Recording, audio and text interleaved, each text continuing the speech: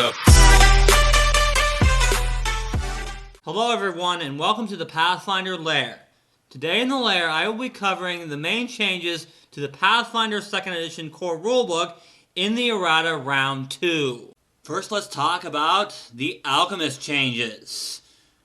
First up, Alchemists should be trained in medium armor. Add this to their initial proficiencies and their armor expertise and armor mastery class features. This is mainly to help mutagenist alchemists. Now mutagenist alchemists don't have to pick between either dex for defense or strength for damage.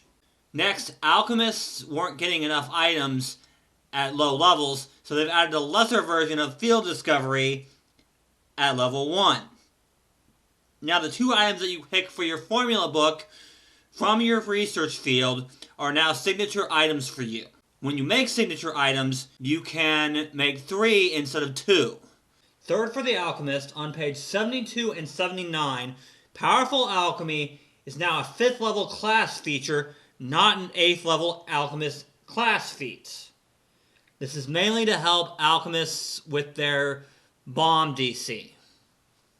In the Alchemical Alacrity ability, it was unclear what happened to the 3rd item you made in that ability, because you can only hold 2. So, that's been changed to say that, oh, you stow one of those items as part of that action. Honestly, if all you're here for is the alchemist stuff, then you can leave the video now. There's not a whole lot of big changes in the rest of the errata. It's mainly just typo fixes and clarifications, that sort of thing. I'm not going to go over all of it, but the main thing was the alchemist stuff, because that is huge. Makes alchemists much better. But if you want to watch the rest of the video, that's fine. There are a few other stuff that I should go over, but the main thing was the alchemist stuff. So, certain bard feats, such as Inspire Heroics, have focus pool as a prerequisite, and that should not be the case. If you take them without a focus pool, you gain one as normal.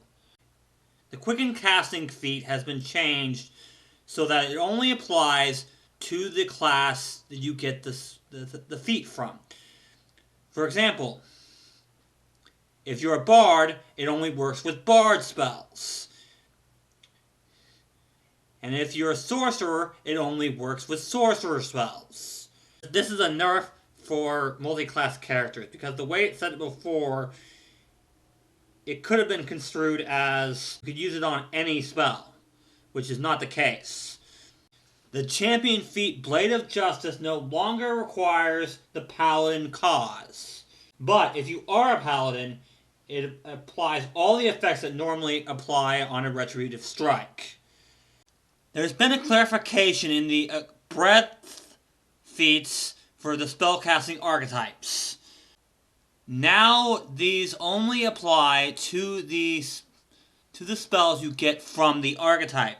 So if you have the Bard archetype, it only applies to Bard spells. If you have the Sorcerer archetype, it only applies to Sorcerer spells. You get the idea. Before, this could have been construed as it applying to all spell levels that you have. So, spellcasters that took a multi-class spellcasting archetype got a huge buff from this. This is no longer the case. This doesn't really apply to you if you are a martial class taking a spellcasting archetype, but it does apply if you're a spellcaster taking a spellcasting archetype. So, there's that. There are only 2 other significant changes to this book, and both are in the glossary and index. The first is adding the Olfactory Traits, which is something that only applies to your character if your character can smell it. This only applies to the olfactory parts of the effect and not the other parts. This was actually in the bestiary, but it needs to be added to the core rulebook. The other is in the summoned trait. It simply says this now, that any creatures that are summoned by the creature that you have summoned cannot be controlled by the creature you have summoned. And whenever the summoned creature goes, so do the other creatures. This is mainly so that people can't just be like, oh, I summoned this, and which summons this, which summons this, which summons this. Yeah, you can't do that anymore. Well, you can, but they don't control it. The GM controls it. So, makes it a very bad idea to have a summoned creature summon something, because it may just attack you now. And that's pretty much it. If this video helped you, don't forget to subscribe to the channel for more Pathfinder 2nd Edition content. I'm still working on my little surprise for you guys, so I should be able to do it next week, however. So be sure to check that out when it comes up. If you have any questions about this or any of my other videos, let me know in the comments or in the Pathfinder Lair Facebook group. Link in the description. I've also put the link to my Discord in the description as well.